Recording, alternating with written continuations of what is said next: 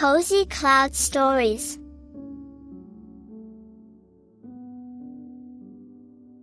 Arlo the Big Ant Who Was Different.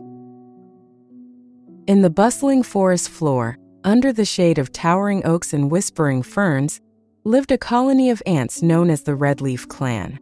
They were industrious, loyal, and known for their perfect coordination. Among them was a young ant named Arlo, who was not like the others. Arlo was big, much bigger than the other ants. While his fellow workers scurried nimbly along narrow tunnels and leaf bridges, Arlo constantly bumped his head on ceilings, knocked over pebbles with his oversized legs, and could barely squeeze through the entrance to the colony. His size made him slow, awkward, and very self-conscious. "Careful, Arlo!" an elder ant scolded one morning as Arlo accidentally knocked over a tower of seeds. "You must learn to be more delicate." Arlo's face flushed with shame. He mumbled an apology and trudged off, his footsteps thudding heavily into the soft soil. Even the younger ants teased him. "Hey, Arlo," one snickered.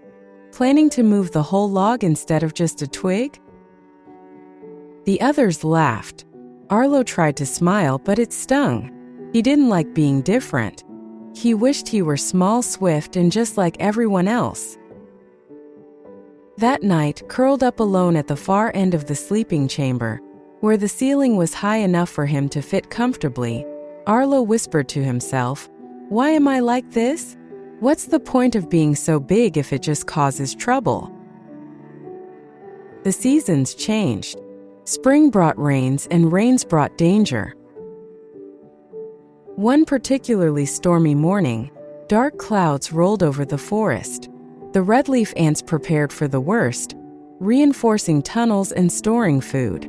But despite their efforts, a sudden deluge swept through the colony's lower tunnels. Water flooded in like a rushing monster, washing away small insects, seeds, and parts of their food supply. Panic screams echoed through the tunnels. Arlo, woken by the commotion, raced toward the sound. The entrance was already partly submerged. Tiny ants slipped as they tried to carry the larvae to safety. "Help!" cried a worker ant. "The nursery tunnel is blocked." Without thinking, Arlo bolted forward. While the smaller ants struggled against the flow, Arlo's strong legs held firm. His broad back shielded several younger ants from the water as he pushed past the entrance. "Arlo, don't go down there, it's too dangerous," someone yelled. But Arlo didn't stop. Using his powerful mandibles, he broke through a collapsed tunnel wall, lifting a log that had fallen and blocked the path. Behind it were 6 terrified larvae and 2 nurses, cornered by the rising water. Arlo knelt low. "Climb on," he said. One by one, the ants scrambled onto his back and legs. With careful steps, he carried them all out, braving the current. He even used his own body to block a dangerous crevice in the tunnel floor that could have swallowed one of the smaller ants. When he finally emerged, soaked and muddy, cheers erupted. "You did it, Arlo. He saved them all." From that day forward, everything changed. In the days that followed, Arlo was no longer the clumsy big ant. He was Arlo the strong, Arlo the brave, Arlo the protector. But even with the praise, Arlo felt something deeper than pride. He felt purpose. He began to help reinforce tunnels with his strength, carrying larger pebbles than any ant could manage. He served as a guard during food gathering missions, using his bulk to ward off predators. When younger ants needed protection during heavy rains, it was Arlo they ran to. One afternoon, as he stood watch at the entrance of the colony, a small ant approached him. It was Nia, one of the ants who had once teased him. "Hey, Arlo," she said hesitantly. He looked down, smiling. "Hey, Nia. I just wanted to say, I'm sorry for the things I said before." "It's okay," he replied softly.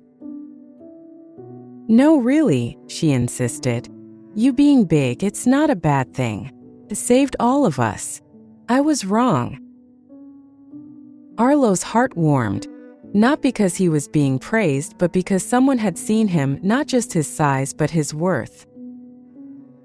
As time passed, Arlo was no longer shy about being different. In fact, he embraced it. He began to mentor younger ants who felt out of place for their own reasons, ants who were too slow or too quiet, or who didn't quite fit the mold. He told them, different doesn't mean wrong. It might just mean you have a role no one else can play. One of those ants, a tiny one named Pip who was always afraid of his shadow, once asked, "Did you always know you'd be important?" Arlo chuckled. "No, I used to think my size was a curse. But sometimes what makes you feel left out is the very thing that makes you special." The colony prospered with Arlo's help. During storms, fewer lives were lost. During harvest, more food was stored. And during winter, when the wind howled through the forest floor, Arlo used his size to help block the wind at the colony entrance, keeping everyone warmer. But Arlo never forgot how he once felt. He knew that someone else in the colony might be feeling like that right now, different, awkward, unsure. And so, every week, he gathered the younger ants to tell them stories, not just of heroism, but of insecurity, doubt, and courage. One evening, as the sun dipped low and golden light spilled over the forest, Arlo sat atop a mossy rock near the colony, watching the younger ants play. A gentle breeze rustled the leaves. He was still big, still different, and he wouldn't change a thing. Being different can feel lonely, but our uniqueness is often our greatest strength.